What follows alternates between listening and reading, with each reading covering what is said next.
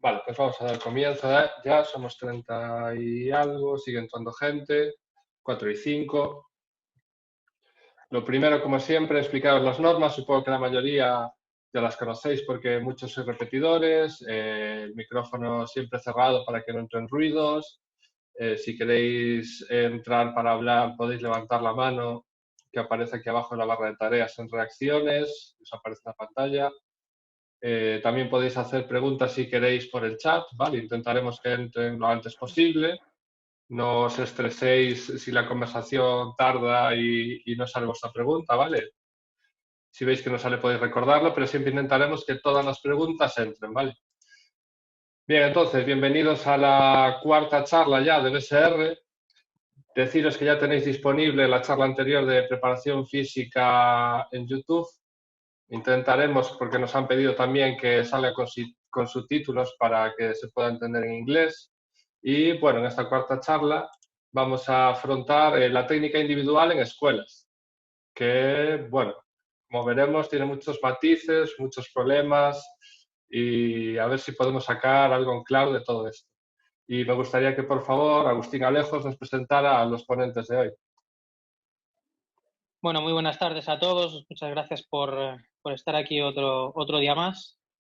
Y bueno, darle las gracias a las dos personas que están con nosotros hoy, que estoy, la verdad, que muy agradecido por poder hacer, porque hagan el esfuerzo de estar aquí. Con nosotros tenemos a Matteo Feriani, que nació hace 45 años en Padova, Italia, donde también empezó su historia con el baloncesto en silla. Después pasó a España, donde entrenó al hoy conocido como Bilbao BSR, y después, gracias a Dios, pasó al Polaris World Murcia, donde me entrenó a mí y bueno, le estoy muy agradecido por todo lo que me ha enseñado. Y de ahí pasó al hoy extinto Once Andalucía. Después volvió a Italia, entrenó al Porto Torres y después, bueno, por el camino fue entrenador asistente de la selección masculina, femenina y sub-22 italiana, de la selección masculina australiana, de la selección masculina brasileña y desde 2017 es el seleccionador masculino de Canadá. Como ves, Mateo tiene una carrera internacional muy amplia y bueno, para mí personalmente es uno de los entrenadores más importantes que hay hoy en día en el panorama internacional.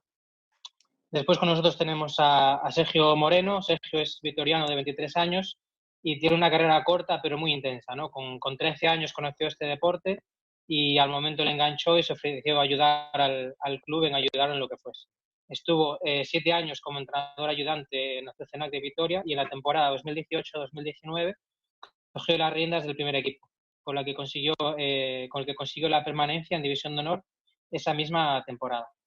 Además de todo eso, ha colaborado con la selección masculina española en el Europeo de Tenerife 2017 y con la selección española sub-22 en el Europeo de 2018. Además de ser el entrenador del Sucenac de Vitoria, está acabando su carrera de gestión de negocios y ahora está trabajando también en marketing con el Baskonia y el Club Deportivo Alavés. Así que ahí donde lo veis, un chaval joven, dedicado, que sabe lo que hace y muy ocupado. Y con esto le cedo la palabra a Pablo Comisario. Bueno, pues quería empezar con Sergio, que nos contara un poquito cuáles fueron sus inicios en el BSR, aunque ahí contaban que, bueno, que empezabas ya en Vitoria y tal. ¿Quién te convenció para llegar a este mundo? Bueno, la verdad que no hizo falta que me convenciese a nadie. Yo conocí esto con unas campañas de sensibilización y de dar a conocer qué hacía el club, que fui con el colegio y a partir de ahí pues me enganchó. Intenté echar una mano en lo que pude y bueno, pues poco a poco he ido aprendiendo hasta que hoy estoy aquí. Mateo, cuéntanos, ¿tú cómo empezaste en el BSR? Bueno, yo entrenaba en el baloncesto a pie y jugaba baloncesto a pie cuando aquel que era un rival del baloncesto juvenil ya jugaba baloncesto en silla de ruedas, me hizo la propuesta de intentar, de probar con el baloncesto en silla de ruedas allí en Padova. Y me he pasado 3 meses en silla de ruedas a intentar conocer, entender cómo funcionaba el deporte, de allí no he salido. Está bien, sí. Me gustó eso de meses sentado en una silla de ruedas practicando para ver cómo es. Bueno, como vas a enseñar algo que no sabes hacer, Está claro, siempre dicen que lo primero es practicar y luego, si eres capaz, enseñarlo. claro. Para vosotros, empiezo por Mateo, ¿qué sería lo primero que habría que hacer cuando llega un niño, bueno, en nuestro caso puede ser un adulto o lo que sea, a una escuela de silla de ruedas? ¿Qué es lo primero que harías con? Yo, Sí, bueno, conocerla. Entender cómo es la persona y conocer el carácter y conocer hasta dónde puedes ir con él. Hacerle probar de todo. Hacerle sentar en una silla, intentar entender cuáles son sus miedos y qué es lo que quiere del deporte. Porque me puede llegar un niño que ya tiene idea que es súper competitivo, como me puede llegar un niño que solo quiere pasar el rato porque no sabe, no consigue hacer nada. Por eso es muy importante, no solo en la escuela, también con los jugadores, es conocer a la persona primero y entender quién es y quién tienes en tu frente. Y después tú puedes entender cómo puedes trabajar, cómo puedes sacar algo de él. claro, cómo llegar a él, ¿no? Claro, ¿Cuáles son sus objetivos, sus necesidades? Vale, claro. Sergio, ¿y tú cómo lo afrontas? Llega una persona nueva a Vitoria, no sabes de dónde viene, no sabes lo que quiere, ¿cómo sería el primer día con esa persona? Estoy de acuerdo con Mateo en que hace falta conocer a la persona antes que al jugador o a que nada para saber cómo poder entrar o cómo funciona él. Pero yo creo que, bueno, nosotros lo que seguimos es normalizar el proceso. Al final se tiene que dar cuenta de que esto es un deporte más, que no es un deporte para discapacitados o para minusválidos, que vale pues para sociabilizar, igual que para competir, depende de los objetivos que tenga cada uno. Entonces nosotros lo que hacemos directamente es sentarlo en una silla y que empiece a jugar con nosotros. Obviamente no va a llegar al ritmo, pero creemos que es importante que no se sienta menos y que se dé cuenta de que todos hemos pasado por el proceso de aprendizaje que va a pasar él para que cuanto antes empiece a disfrutar del juego. No ser mejor o peor, pero que empiece a jugar cuanto antes. ¿Quién creéis que es el agente más difícil de convencer para que empiece? ¿El niño, el padre, la familia en general?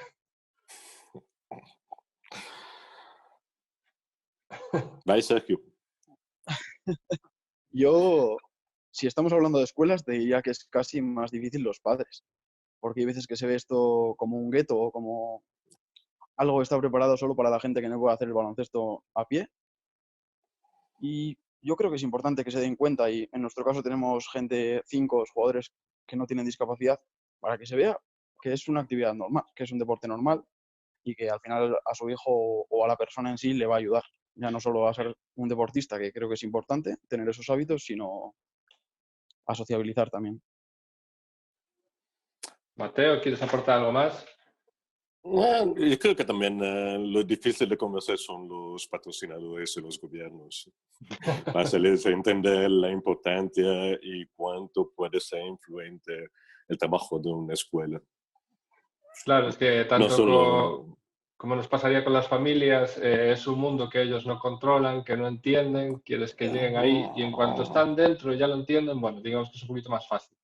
cioè, yo te digo, en Italia se veía a los discapacitados como se les veía en la calle como unos alienos, unos ovnis que acababan de bajar en la ciudad. Quando andavano per la calle. Por eso te digo, esto era en Italia y por eso había una concepción, una cultura, una mentalidad muy cerrada. Recuerdo en Bilbao en 2003, sí, los padres eran los más difíciles, pero también las asociaciones. Las asociaciones que trabajaban con los discapacitados, porque ellos primeros ponían unos límites que no existían, unos límites que se podían superar sin ninguna dificultad. Por eso muchas veces es también la cultura, entonces el gobierno, la forma con la cual se presenta, concuerdo mucho, estoy muy de acuerdo con Sergio de que deberíamos en el mundo entero empezar a entender que el deporte para discapacitados es un deporte, punto. O sea, hablamos de discapacitado, pero ¿quién no es discapacitado? Cada uno tiene una discapacidad diferente de todos los otros. Hay quienes no ve bien, tienen dificultad en entender, tiene quien tiene un país normal que no tiene ninguna discapacidad, pero es muy difícil de meter las cosas en la cabeza. Esta también es una discapacidad. Quien tiene una discapacidad en el sentido de que no es capaz de abrir sus horizontes y tiene una visión muy cerrada. Por eso deberíamos de tener menos miedo de lo que hace la discapacidad y en pensar en una inclusión de todo. Por eso hablo de la cultura. Hablo de la cultura, por eso que para mí la cultura muchas veces es la barrera más grande. Y que, claro, afecta a los padres, afecta a las instituciones, afecta también al niño. Sí, me gusta cuando, bueno, hay miles de historias en escuelas, pero llega un niño nuevo y lo primero que siente cuando le pasas de su silla de paseo a la de juego y entra en la pista es que se da cuenta de los pocos momentos donde realmente él se siente igual a todos. Claro. Por eso que se habla también de inclusión en el deporte, porque efectivamente es uno de los pocos deportes, el baloncesto de silla de ruedas, donde una persona que no es discapacitada no tiene ninguna ventaja respecto a los otros. Son cuatro. Yo que me siento en silla de ruedas y me meto contra Agustín. Agustín tiene más ventaja que yo porque ha trabajado más en la silla que yo. Pero correcto, no va a tener ninguna grande ventaja respecto a mí. Ni deporte, yo tengo la ventaja contra él. Y ser más alto igualador. No ayuda. Porque eso es lo bueno de la clasificación de las normas en el baloncesto en silla de ruedas, de que tiene un límite igual por todos. Y el sistema de clasificación que entonces no permite a ningún equipo de poder poner todo lo que no son discapacitados en la cancha. Pero sí tienes que poner a todos. Correcto, todo el mundo tiene que jugar, todos son iguales y todos son importantes. Algo muy difícil en la mayoría de los deportes. Claro. Bien, entrando ya en la pista, en el baloncesto en silla de ruedas, la silla es parte del jugador y cuesta un dineral. ¿Cómo se afronta eso en escuelas? ¿Cómo puedes intentar darle una silla cómoda? ¿Qué hay que ver para que sea cómoda para el jugador? Esa dificultad que se crea nada más llegar. Quiero empezar, Sergio, en Vitoria, por ejemplo, ¿cómo lo afrontáis? No, en Vitoria, por suerte, la verdad que hemos tenido siempre el respaldo de las instituciones y no nos podemos quejar de material, pero yo creo que todos hemos empezado jugando con una silla que no nos convenía. Todos los chavales pues van llegando, los vamos sentando como buenamente podemos, haciendo los apaños que sean necesarios y además yo soy partidario de que un jugador, cuantas más sillas use dentro de las limitaciones que obviamente da la discapacidad, mejor jugador va a ser en un futuro porque al final aprendes una movilidad que tiene diferentes tipos de chasis. Mateo, ¿qué habría que tener en cuenta para sentar a un jugador en una silla? Una silla que no está hecha para él específicamente. Bueno, yo creo que un niño, una persona que acaba de empezar, es muy difícil hacer una silla por él. Yo siempre estoy en favor de que cuando un niño empieza, tiene que ser la escuela a dar la posibilidad de probar diferentes sillas. Por lo que en mi experiencia siempre he visto de que un jugador necesita por lo menos 7, 8 años para entender cómo quiere la silla y entonces después hacer la personalidad. Mi consejo aquí en Canadá normalmente es que un jugador, cuando llega en el Academy, igual hace Michael Frogley conmigo, es que empiece con una silla que no es exactamente la que quiere, pero que empiece a entender cómo quiere que sea la silla. Porque la silla tiene que ser tus zapatos para jugar y tiene que ser el medio que te ayuda a jugar como tú quieres ser como jugador. Por eso, primero tienes que entender tú cómo quieres jugar. Y el intento de la escuela es empezar a entender cómo funciona la silla, entender la técnica y te divertir.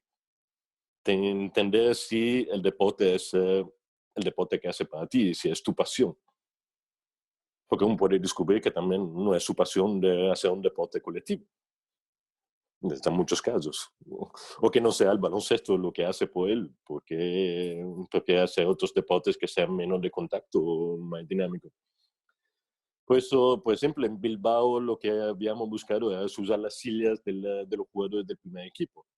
Procurar buscar las que más se podían ajustar y a usar sillas diferentes también para entender cuáles son las diferentes ventajas que tú puedes tener dependiendo del tipo de silla. Si es una silla alta, si es una silla con una cierta inclinación, con un antitip, con dos antitip, con un antivuelco, dos antivuelcos. Y después, hay también, en Bilbao habíamos hecho una convención con Quickie. Ahora no sé cuál es la empresa que gestiona, pero es la Sunrise Medical. Creo que es la Sunrise Medical ahora. Pero Sí. Quickie tenía lo que es una silla ajustable. Con la silla ajustable tú la puedes ajustar, adaptar fácilmente a las exigencias. Y cuando el jugador sabe de que tiene que hacer eso, que puede hacer eso, perfecto. Elige la silla que más se adapta por él y se va a gastar el dinero. Pero creo que es importante buscar un patrocinio o hacer un investimento en comprar unas sillas. Tienen más empresas que hacen sillas ajustables, por lo que he entendido, porque hasta la RGK, bueno, RGK todavía es Medical ahora, pero también la Top End hace sillas ajustables. Performax, si les pregunta, le hacen sillas ajustables. AutoCAD, creo que si se habla con ellos, te hacen sillas ajustables. Y se puede hacer el esfuerzo de buscar.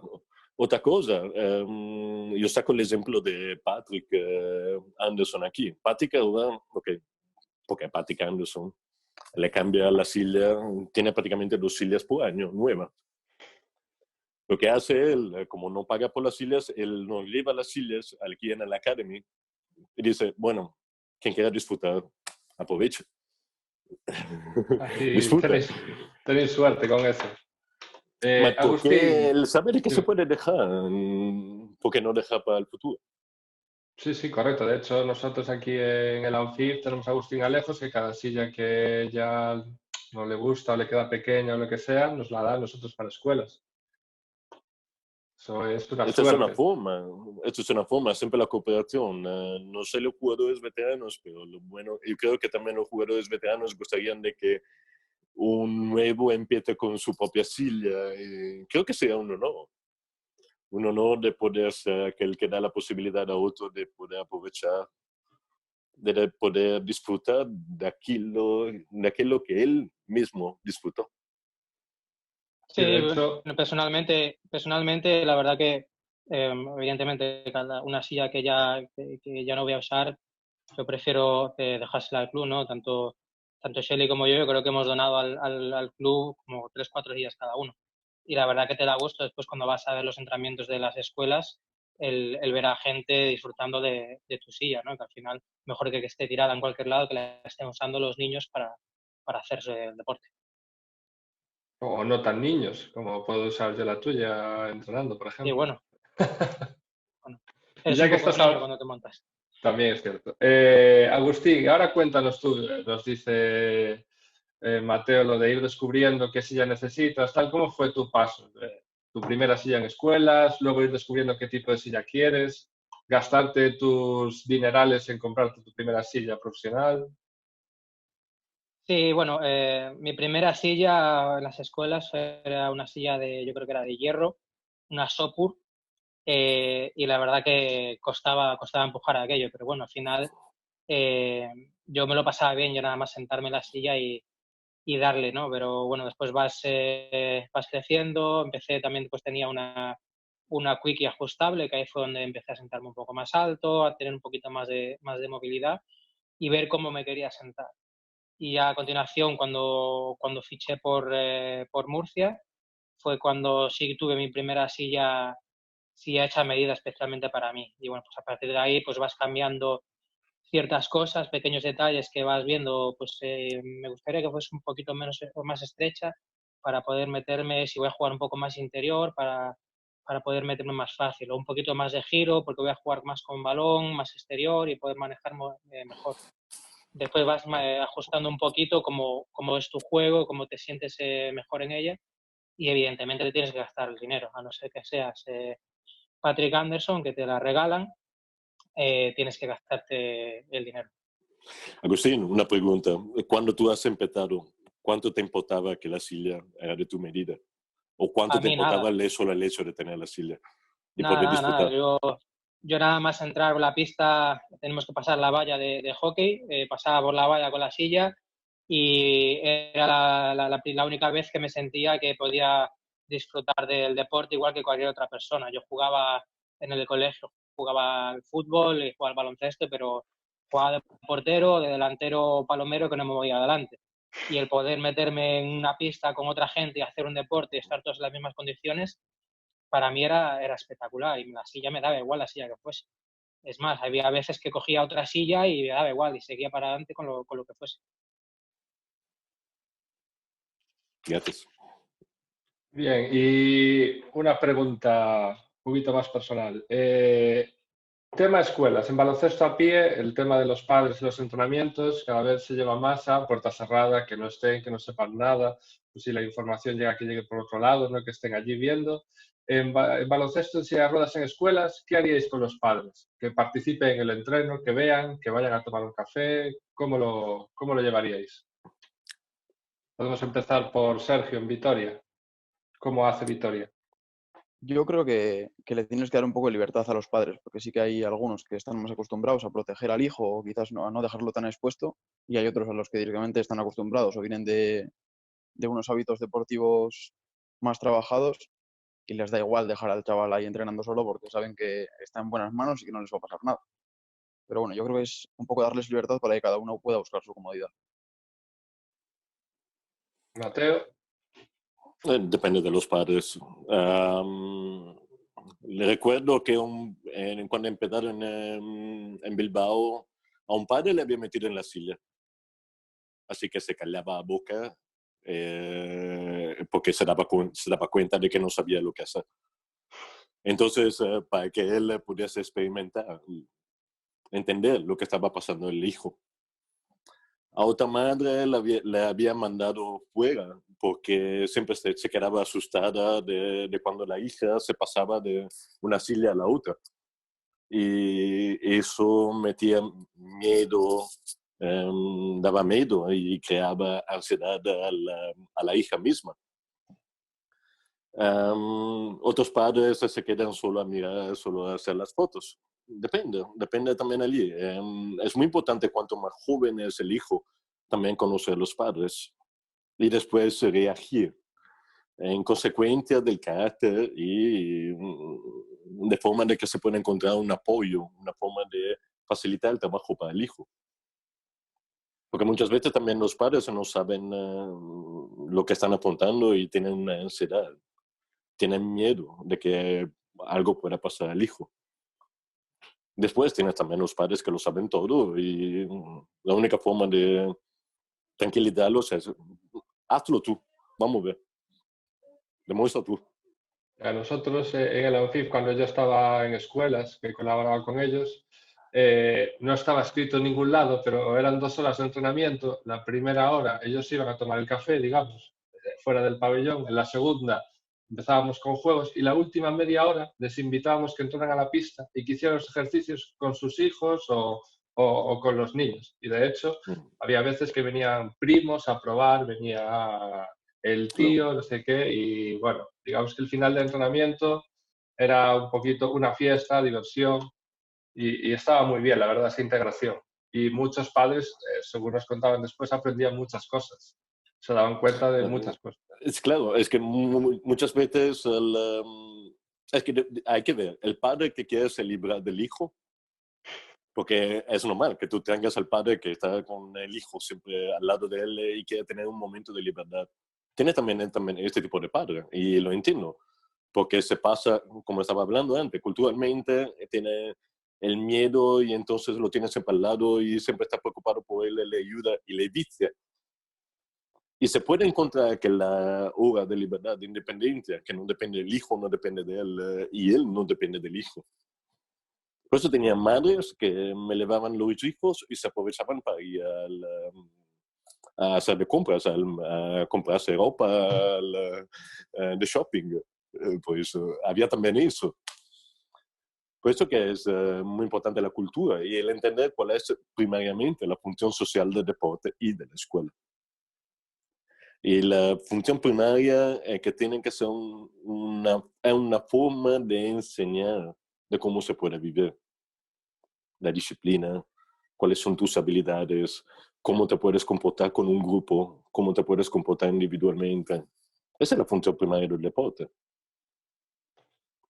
Y con lo que acabas de decir ya salta mi siguiente pregunta, que era, en una escuela que tú diriges, ¿cuál sería tu mayor objetivo? ¿Cuál sería el mayor objetivo de esa escuela? Divertir, crear jugadores para el club de arriba, socializar, captar gente. ¿Cuál sería ese objetivo principal? Bueno, el objetivo principal es que aprendan divirtiéndose. El objetivo de una escuela no tiene que ser necesariamente formar unos fenómenos. No tengo que buscar practicando eso. La escuela tiene que ser la formación. Se llama escuela porque estamos hablando de formación de una persona. Ese es el objetivo del deporte. Siempre, no sé ahora, pero en el pasado se hablaba de que se reconocían a los deportistas de la forma de la cual andaban en la calle. A mí me gustaría ver en la calle decir, ese es un jugador de baloncesto en silla de ruedas, porque se nota de la forma de la cual anda o empuja la silla, de la forma de la cual enfrenta las dificultades en el diario, que puede ser no recuerdo la palabra en español, como hacer un escalón, o como puede ser, o enfrentar una dificultad, un problema que tienes en el diario. Sí, su mentalidad ante los problemas, ¿no? Claro. Su forma de pensar. Eso formar una mentalidad, formar una persona. Por eso el objetivo de la escuela es la formación de la persona, un soporte de formación de la persona. Correcto. Sergio, en Vitoria, ¿cómo lo afrontáis? No, pues de la misma forma que Mateo, creo que no se puede estar más de acuerdo. Al final, la gran parte de las escuelas son niños, entonces yo creo que en parte sí que hay que ayudarles en esos valores y el hábito deportivo que comentaba antes, que para mí yo creo que sí es importante, o por lo menos en mi vida sí lo ha sido. Y yo creo que sobre lo que comentaba Mateo, al final, si va a salir un Patrick Anderson, el objetivo principal sigue siendo que se divierta, porque si no se divierta no va a llegar a ser Patrick Anderson o un jugador muy bueno nunca. Yo creo que la base siempre es la diversión y a partir de ahí pues le podrás dar recursos, le podrás inculcar ciertos valores, pero yo creo que los chavales que vayan a la escuela tienen que ir ahí porque se divierten. Correcto. Todo a partir de la diversión, integración y sobre todo educar, ¿no? Educar en esa parte del esfuerzo y de que pueden mejorar más allá seguramente de lo que piensan. Bien, con eso quería pasar a la famosa pregunta, que ya van 3 charlas y van 3 charlas en las que sale, y es ¿cómo afrontáis la idea del 5 en escuelas? Mateo ya nos había dado una pincelada en la primera charla. ¿Me puedes repetir? La integración de lo que va a ser el 5 en escuelas. O sea, una persona sin discapacidad en escuelas. La integración de las discapacidades en las escuelas. De las personas sin discapacidad en tu escuela. Bueno, yo estoy... Mi sueño es ver baloncesto en silla de ruedas en las Olimpiadas, no en las Paralimpiadas. Porque para mí el baloncesto en silla de ruedas es uno de los pocos deportes que puede ser total. Total que puede incluir... Ok, sí, claro, un ciego, entiendo, no puede participar. Pero no veo por qué... Además, te digo, aquí en Canadá yo uso mucho un equipo de jugadores no monotados para entrenar a los jóvenes. Y sinceramente no veo la diferencia, no veo tampoco lo que se habla mucho de que tira sitio, tira espacio a otros discapacitados. No veo este problema, sinceramente. Es verdad que aquí en Canadá no tenemos muchos jugadores, pero tampoco lo veo como un problema a nivel mundial, porque tampoco he visto a un jugador también no dotado que haya tenido la posibilidad de ganarle a muchos otros jugadores que se quedan discapacitados. Y sinceramente me encanta el tema de que están todos en el mismo nivel. Tanto se habla de que romper barreras, tirar barreras, romper paradigmas, intentar no hacer distinción. Puesto, ¿por qué no intentar hacer la inclusión? Y permite, al mismo tiempo, Patrick siempre me hablaba de que si él ha crecido y es el jugador que es, aparte de los entrenadores, aparte de su talento, aunque él es como Oscar Mills, no es mal santa, es mal entrenado. Lo que le ha ayudado mucho es el hecho de que ha competido cuando era niño, cuando era joven, y también cuando tenía 20 años, el hecho de haber competido contra personas, jugadores no dotados. Entonces se les veía como personas que tenían menos límites que él y ellos eran su objetivo. Él quería ser mejor que ellos. Y le daban oposición. O sea, fan competitivo, ¿no? Claro, así es como llega a ser mejor. Es lo mismo, el otro que yo considero uno de los mejores jugadores de la historia, que es Joey Johnson, y lo mismo Troy Sachs, me hablaban lo mismo. O sea, estamos hablando de los mejores, prácticamente unos de los mejores, con Antonio, con Diego, con muchos otros, de los mejores jugadores que hicieron la diferencia en el deporte. Para ellos ayudaba mucho. Entonces, ¿por qué no subir el listón para todos? Claro, se podría empezar con esa integración en escuelas, ya desde pequeños de jóvenes, ver que no hay diferencia. En la escuela yo lo veo como extremadamente fundamental, porque la posibilidad de integrar a la persona no dotada. ¿Cuántas veces un niño con discapacidad tiene la posibilidad de poder jugar baloncesto con su propio hermano? O con su propia hermana? O con el primo, o con los amigos. Correcto. Por eso yo la escuela también la elevaría dentro de las escuelas mismas, dentro de las escuelas públicas, porque da la posibilidad de poder aprovechar de una forma diferente y se pueden poner todos al mismo nivel. Y pueden jugar, no tienen distinción y probablemente disfrutan sin paradojo, sin miedo de hacer daño al otro. Y se pueden chocar. Padres que pueden jugar con los hijos, madres que pueden jugar con las hijas. Y todo menstruando. ¿Cómo vas a tirar eso? En la escuela todavía es más importante. Pero es un momento de agregación inesquecible, inolvidable para ellos. Eliminar esa barrera desde el inicio, digamos, ¿no? Claro. Y yo he aprendido a entrenar baloncesto en silla de ruedas sentándome en la silla. ¿No sería útil también para los padres, para los hermanos, sentarse en la silla y jugar para entender cómo se está sintiendo el hermano que está en silla? Entonces, conocer, sentir los límites de la otra persona. Meterse en la piel de tu hijo, de tu familiar que está en silla, ¿no? Claro. Por esto lo veo como algo que no se puede absolutamente tirar en la escuela. Si lo tiras, yo creo que está tirando la mayoría, la cosa más grande, el objetivo más grande que tú puedes conseguir con la escuela. Es una buena reflexión. Sergio, en Vitoria, ¿cómo veis eso de, dentro de la Escuela de Vitoria, pues, integrar gente sin discapacidad?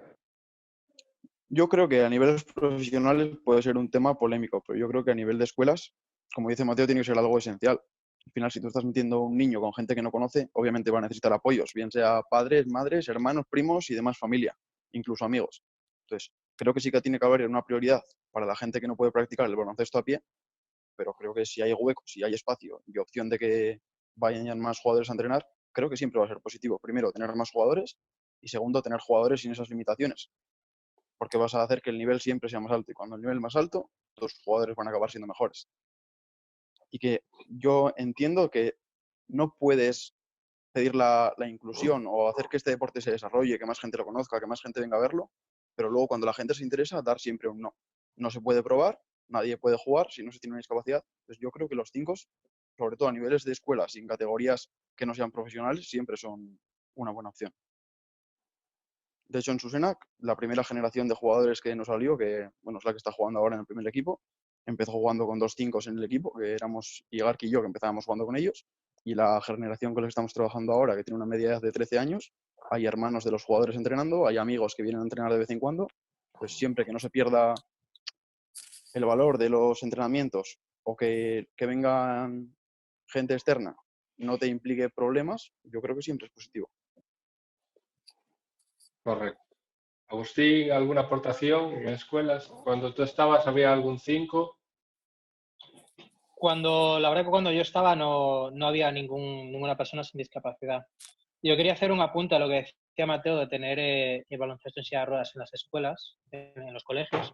No sé si te recuerdas, Mateo, en Australia los colegios hacen una semana de cada deporte. Y yo recuerdo que nos pedían las sillas para los colegios para hacer la semana de baloncesto en silla de ruedas. Normalmente se hacía pues, en colegios que había gente que practicaba ese deporte, ¿no? Me acuerdo del colegio de Ethan y el de Jordan. Nosotros íbamos a hacer una pequeña demostración y después dejábamos las sillas ahí una semana para que todos los alumnos de ese colegio practicasen ese deporte y lo hiciesen. Y yo creo que es que es muy bueno eso, es muy educativo para los niños. Bueno, te digo que aquí en Canadá hacemos lo mismo. Además, tenemos dentro de nuestra organización de la federación, en cada estado tenemos una persona que tiene 25 sillas y él se va de escuela en escuela y hace probar a todas las escuelas. Es un servicio gratuito financiado por el gobierno, por el estado. Ese es un servicio gratuito que se hace a todas las escuelas. Cada semana están en una escuela y prácticamente la mayoría de los estudiantes, todos prueban, se quedan allí por 3 horas probando las sillas.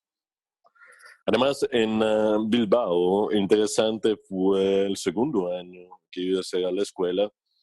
Con Quickie teníamos encontrado un acuerdo donde las escuelas compraban las sillas, las escuelas públicas compraban las sillas a un precio más bajo. Y parte de la subvención, de la ayuda, llegaba también por el gobierno de Vizcaya. Lo que ha acontecido es que hubo bastantes escuelas que compraron 2 sillas ajustables por cuando tenían aulas de educación física con personas discapacitadas. Así se podían sentar en silla y, por ejemplo, jugar voleibol. Entender, conocer en la aula de educación física y jugar voleibol con los otros. ¿Por qué no intenta algo así también a nivel de escuela? Estamos hablando de 3.000 euros. No por año.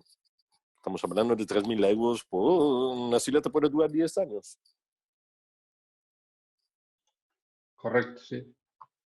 Muy interesante la reflexión. Debería buscarse alguna manera, ¿no? De conseguir llevar estas sillas a las escuelas. O, como decías antes, también una persona del gobierno que pues, con 25 sillas pueda ir por las escuelas para buscar esa integración o esas actividades. Yo creo que daría para horas esta reflexión. Podemos estar hablando de esto mucho tiempo.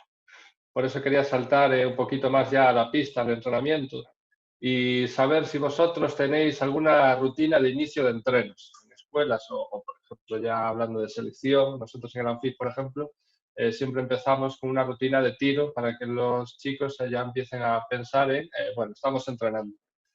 Mateo, ¿tú tienes alguna rutina de entrenamiento, alguna forma de empezar? Bueno, tienen que calentar y tienen que jugar. Pero tienen que entrar también... y siempre es un juego, que puede ser... ¿cuál es el nombre en español? El tiburón, por ejemplo. Puedes hacer el tiburón y pueden empezar el tiburón sin balón. No sé si entienden, el tiburón es aquello de que uno está al otro lado de la cancha y los otros están del otro lado, tienen que llegar al otro lado de la cancha sin ser tocado. Sin tocarlo. Sí, correcto, sí, conocido. Este tipo de juego, por ejemplo, el tiburón lo puedes hacer sin balón, entonces se empiezan a calentar. Después lo puedes hacer con el balón. O lo puedes hacer solo haciendo el twist, eso es, moverse sin hasta empujar. ¿Por qué? ¿Cuál es el objetivo? Calentar, se divertir, trabajar la técnica. O sea, trabajar la técnica del manejo de silla, trabajar la técnica del manejo de balón, trabajar la técnica también de la reacción frente a una dificultad. Y siempre, para mí, no hay ejercicio que no tenga una utilidad, que no se pueda usar con una utilidad pedagógica, técnica. Siempre intento que se divierten, que sea un juego, pero que tenga una utilidad. Yo necesito de que ellos calienten, necesito que se diviertan. Eso es importante. Normalmente es difícil en el empiece del entrenamiento que tengan ya el enfoque en un grupo. Entonces empiezas con meter ellos dentro de un grupo. Entonces empiezo siempre con el individual. No empiezo con el lanzamiento porque también con el tiro, por una razón. No quiero que ellos piensen que en el baloncesto sea el tiro. El baloncesto en silla de ruedas es el juego colectivo, manejo de silla, no es solo el tiro. Y muchos están solo demasiado enfocados en el tiro. Correcto, sí, lo ven como un objetivo final y también en parte muchas veces es culpa nuestra porque cuando meten canasta, ¿no? Lo celebramos, bien, metiste canasta, pero todo el trabajo anterior no lo hemos celebrado. Pero, ¿y los que no llegan? ¿Qué haces? ¿Le levantas? Por esto es importante enseñar de que, sí, que sea el equipo entero, que sea todos. Cualquier cosa es siempre útil. Correcto. El otro día, el miércoles, Xavi nos decía que para él lo más importante que se debería hacer en una escuela sería el movimiento articular, conseguir que la capacidad del jugador en cuanto a su movimiento mejore día a día. Para vosotros, dentro del entrenamiento de escuelas, ¿qué sería lo más importante para trabajar? Buena pregunta. Ya Yo creo que, descartamos el tiro, como dijo Mateo. Es que, repito, depende también del individuo que te viene. Claro, el trabajo articular fundamental es que lo aprenda todo de lo que es el baloncesto, el trabajo articular, cómo empujar la silla, dependiendo también de la discapacidad que tiene. Te hago el ejemplo de un chico que tenía parálisis cerebral y me llegó en Bilbao con 5 años. Me llegó directamente de la Asociación de las PASE que no sabían, ellos pensaban de que no podía hacer deporte. Entonces usamos el baloncesto y silla de ruedas y él un poco al lado, no, por unos ejercicios solo va a pasar el balón, para hacer ejercicios de elongamiento. Porque él no podía empezar con el impulso. Porque él veía que no tenía la capacidad como los otros de poder empujar la silla. Entonces empezaron con el pasar, el balón. Claro, eso es fundamental, el aprender la silla, aprender el medio que tú estás usando. Eso es lo fundamental, pero también entender el concepto de espacio, entender también el concepto de disciplina. Porque para ser un buen jugador y para ser una buena persona, tú tienes que entender que tiene que estar dentro de unas reglas. De unas reglas que pueden ser sociales. No es solo el movimiento articular. Mi objetivo es, en una escuela, siempre se compagina el todo. Ya, a veces debido a las discapacidades, pues tendrás que irte por un lado o por el otro. lo que querías decir. Sí, después meter el individuo dentro del grupo. Entonces, en la preparación de los entrenamientos tengo que pensar qué individuos tengo, cómo puedo meterles dentro de un grupo, mas también cómo puedo exaltar, cómo puedo mejorar el individuo. Y después mostrar las mejoras del individuo dentro del grupo. Que no es el hacer la canasta, mas, por ejemplo, es conseguir que todos los 5 puedan estar dentro del espacio cierto en la cancha. De que todos los 5 se puedan pasar el balón, porque entienden de cuánto importante es el movimiento del balón. De que pueden llegar todos a defender juntos. Entonces, la transición defensiva. Y, claro, el trabajo de la técnica individual de silla, de manejo de bola, esto no se puede esquecer, no se puede olvidar. Es siempre un trabajo intento siempre hacer un ejercicio de trabajo de grupo, un ejercicio de trabajo individual, un ejercicio de trabajo de grupo, un ejercicio de trabajo individual. Pero siempre conectados.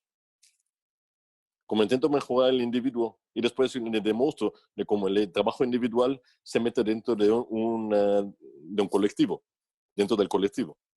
Porque es muy bueno aprender el 1 contra 1 o el 2 contra 2, pero si después no sabes meterlo dentro del 5 contra 5. Es muy bueno aprender la educación y el galateo, pero si después no te sabes comportar con la sociedad, porque tú solo sigues tus reglas, pero no sabes cuándo aplicarlas dentro del colectivo. Por ejemplo, el tema del distanciamiento social, de respetar las normas que salieron ahora con el coronavirus. Estas son cosas que se trabajan de niño. Y esto acontece también dentro de un equipo. Si no sabes usar las palabras ciertas cuando comunicas con los compañeros, pero tienes el mejor vocabulario del mundo, pero usas las palabras erradas en los momentos errados. Ya, nadie te va a entender. No va a poder haber esa conexión. Bueno, Sergio, cuéntanos un poquito en Vitoria, ¿en qué os centraríais vosotros? ¿Cuál sería lo más importante en una pista a la hora de Yo te diría trabajar? que lo primero para nosotros es la diversión. De hecho, antes de empezar a entrenar como tal, con el calentamiento y los diferentes ejercicios, tanto en la escuela como en el primer equipo, nosotros procuramos dejar siempre 5 o 10 minutos, y hay veces que es más, para que los jugadores puedan trabajar fundamentos, para que los jugadores puedan tirar, para que los jugadores puedan hablar, porque creemos que eso también hace equipo. Y al final, si nosotros por algo nos está saliendo bien la escuela dentro de CABE, es porque conseguimos hacer equipos dentro de los equipos. Y creo que es importante que tengan un rato para generar esa piña, o podemos llamarlo como queráis, dentro del espacio. Luego, obviamente, sí que le damos importancia tanto al calentamiento como al estiramiento, porque creemos que son rutinas que sí que tienen que ir cogiendo si van a seguir con su vida deportiva. Y bueno, ciertos detalles como que lleven un botellín de agua, como que para que cuando haya una pausa de hidratación no nos tiremos 5 minutos, sino que cada uno tenga el suyo a mano. Y creemos que son costumbres que a la larga les pueden traer beneficios. Pues nos centramos en esos pequeños detalles, quizás más que en gestos técnicos, que sí que vamos trabajando, pero quizás en ciclos más cortos. ¿Nos podrías explicar un poquito por encima cómo sería un entrenamiento de escuelas en Vitoria? Pues llegaríamos allí, intentaríamos sentar a todos los jugadores, cosa que no siempre es fácil por el tema de las sillas que hemos comentado antes.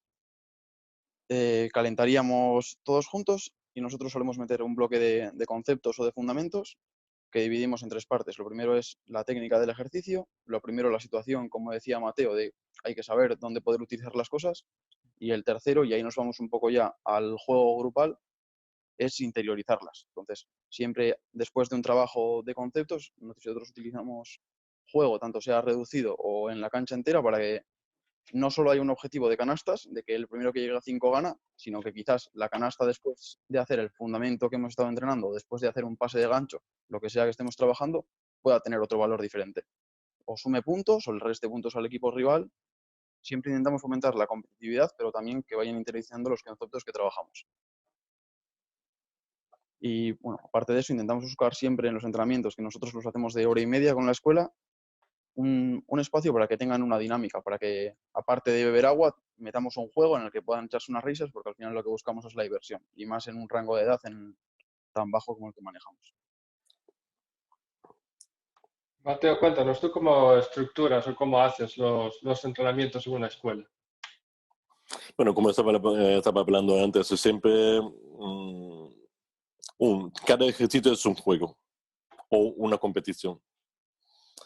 Pero siempre intento hacer el individual colectivo para mostrar inmediatamente la transformación, ¿no? De dónde usas el fundamento que tú estás trabajando.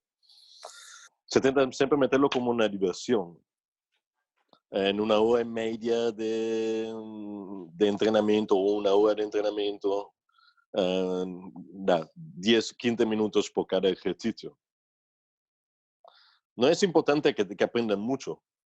Lo importante es que aprendan bien lo fundamental. Puedes hacer un ejercicio de pase, por ejemplo, meterles uno enfrente del otro y pasar el balón. O puedes hacer juego de balón de bola envenenada, como de bola envenenada se llama, Agustín. Es aquel que tienes que golpear los jugadores Sí, del grupo rival. el brilé, yo aquí lo conozco como el brilé. Bueno, O un balón juego prisionero. como este, dándoles un objetivo, por ejemplo, tienen que hacer el pase, pueden usar solo el pase béisbol y tienen que golpear en la rueda de los jugadores rivales. Eso para entrenar también no solo la técnica, y puedes corregirles, pero puedes también entrenar que ellos tengan claro un objetivo. De dónde quieren lanzar la bola, que es el pase. Porque cuando tú pasas la bola, tienes que pasarla a un punto específico. Incluyendo juegos como estos, para poder después pasar a un 5 contra 5, por ejemplo, rápidamente, y hacerlo, y solo, por ejemplo, solo pasar el balón, tiene que pasar el balón 10 veces antes de intentar la cesta. Pero no tiene que perder el balón, o sea, tiene que hacer el pase de una forma cierta. Es todo el combinar el juego, o sea, la técnica, el divertimento, dentro de un juego, dentro de una actividad lúdica. Para que siempre sea claro cuál es el objetivo del entrenamiento, lo que quieres que él aprenda. Y puedes hacer, por ejemplo, ya hago un ejemplo más simple, es trabajar el pase y trabajar el bloqueo. Lo que llegas a hacer en el final, en el 5 contra 5, que saben pasar el balón y hacen el bloqueo para hacer el librar, para ellos hacer librar, para después pasar el balón de vuelta. Pick and roll. O sea, combinar todo esto y hacerlos entender lo que están trabajando, lo que están mejorando, mientras están se divirtiendo. Una vez que lo aprendan, absorben todavía más. Siempre con juegos, ¿no? Y entonces un trabajo de, por ejemplo, manejo de silla, un poquito más analítico de cómo hacer el giro, por ejemplo, un reverso, qué mano utilizar, qué mano no se usaría en escuelas. Eso lo haría, pero primero, la dificultad en una escuela, sobre todo si tienes niños, porque si tú tienes personas más viejas, es más fácil. Al principio, puede ser el hecho de que no lleguen a la canasta. Si no llegan a la canasta, puede ser demotivante. Por esto, a veces lo puedes dejar aparte, pero si un trabajo analítico con esto, puede ser simplemente haciendo movimientos sin balón. Y uno mirando por el otro a ver quién lo hace más continuo, corrigiendo al otro. Esto sí, se lo puede hacer, lo puedes hacer constantemente. Esto, el trabajo de fundamentos individuales y después se lo metes dentro del equipo. Entonces, metiéndolo dentro del equipo puede ser, un compañero le pasa el balón y tú haces el movimiento, ¿cierto? Claro, ¿cómo trabajaríais la finalización, ¿no? Como explicabas tú antes, en un grupo donde pues tenéis 5 niños que no llegan, 3 que lo hacen perfecto y 2 que están a medio camino entre ellos? ¿Qué haríais para solucionar eso? Bueno, por ejemplo, tirando a ellos como objetivo la canasta. Tirando a ellos, dejando a ellos de que tienen que hacer el lanzamiento, simplemente haciendo que la bola llegue en el punto en el centro, dentro del arco que está pintado en la pintura. Solo el objetivo es hacer el movimiento de la forma cierta. Entonces, entender cuándo puedes hacer el lanzamiento. usa eso como objetivo. En tanto, siguen trabajando el movimiento de que cuando reciben de que pueden hacerlo, entender cuánta fuerza tienen. Por ejemplo, tirando esto. O lo ideal sería tener las canastas ajustables, claro. Si no tienes eso, o puede ser un entrenador que hace la canasta. Más divertido. Se pueden divertir. Te metes en la posición normal, te metes así. Yo soy la canasta. Sergio, en Vitoria, ¿cómo solucionáis ese problema? ¿O cómo lo intentáis? Trabajar esa técnica de finalización y además que todos puedan usarla. Bueno, nosotros, por suerte, tenemos una canasta ajustable, pero hasta que la teníamos, la verdad que utilizábamos un poco lo que decía Mateo. Al final, poner objetivos diferentes, que no siempre sea el aro, una marca en una columna o el entrenador mismo. Y aparte de eso, nosotros sí que trabajamos de forma analítica, intentando hacer un poco divertida la analítica, si eso es posible. Y los bajamos a todos de las sillas y los pusimos a tirar con un balón hacia arriba. Tenían que hacer el movimiento correctamente e intentar recoger el balón con la misma mano. Hicimos un formato de competición que la verdad fue bastante divertido. No sé si puede servir como ayuda o como dato, pero yo creo que siempre hay otra forma de hacer las cosas. ¿Podrías explicarnos un poquito por encima cómo sería ese ejercicio?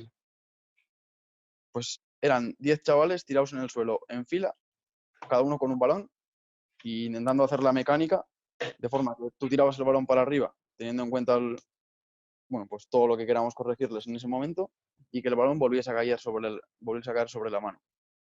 Entonces, bueno, sí que es verdad que el entrenador va a tener que correr bastante a por todos los balones, pero bueno, yo creo que para los chavales también fue divertido. ¿Creéis que a la hora de competiciones ya a nivel selección incluso deberían cambiar un poquito las normas para que esos niños que no llegan a canasta o que no estarían a ese nivel para poder meterla pudieran participar igual que el resto? Como dices tú, pues una canasta más baja, el balón más pequeño, como hacen a pie. Yo creo que sí que hay normas que se pueden ajustar y creo que en España en los diferentes campeonatos que hay sí que se están haciendo, pero yo creo que habría que diferenciar entre los campeonatos que hay de escuela, los de canteras o como se quieran llamar.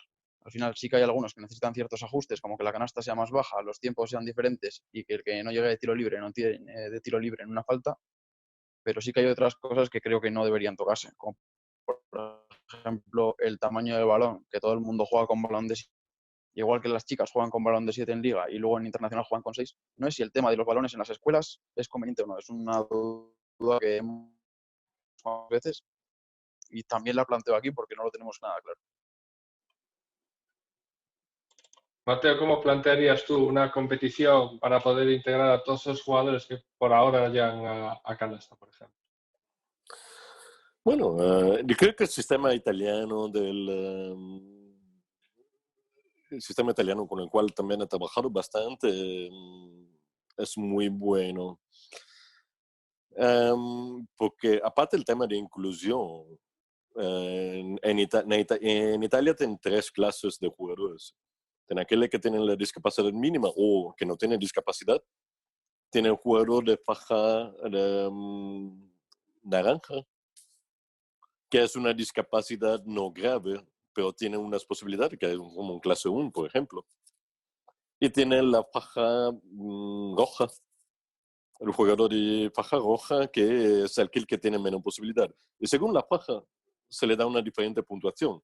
Se juega con la bola de minibasquet, la bola número 5, y se juega con la canasta baja. Se tienen todas las normas para integrar, tipo el jugador de clase roja no necesita botar, puede pasar toda la cancha. Y el único jugador que puede pararle físicamente con la silla es otro jugador de clase roja.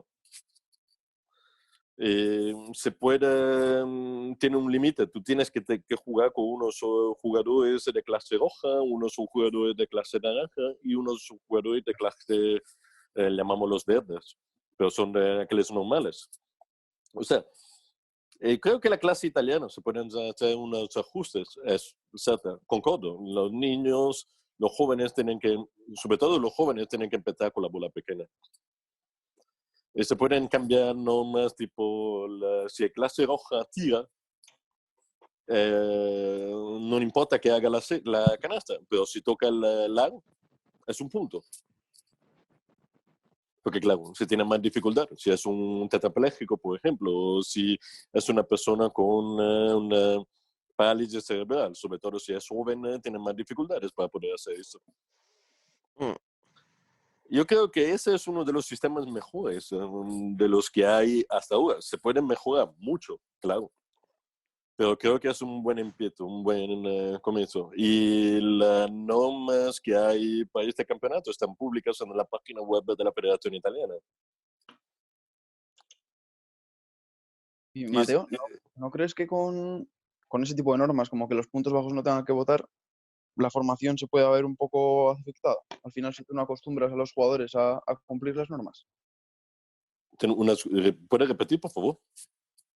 En ese tipo de normas, por ejemplo, de que los puntos bajos no deberían de votar, ¿tú no crees que se ve un poco frenada la formación al no seguir las normas del deporte? No son jugadores puntos bajos, son personas, por ejemplo, clase roja son personas con una espasticidad muy fuerte. Entonces son los que realmente tienen dificultad. El que tiene que votar el clase 1 tiene que votar la bola. No puedes hacer más de 2 impulsos. Pero estamos hablando de jugadores, esos de clase roja, son los que tienen una discapacidad.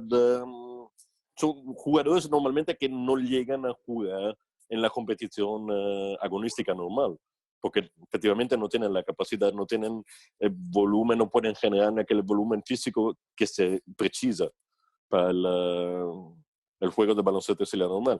Es todo un adaptamiento según para no excluir ellos, para que se puedan incluir también ellos. Porque tienen el objetivo primero es la inclusión. Por esto, hasta en Italia están permitidos jugadores que no tienen discapacidad. Tienen que tener una cierta edad. Y volvemos al tema anterior. Lo bueno de que un hermano pueda jugar con el otro hermano también en una competición.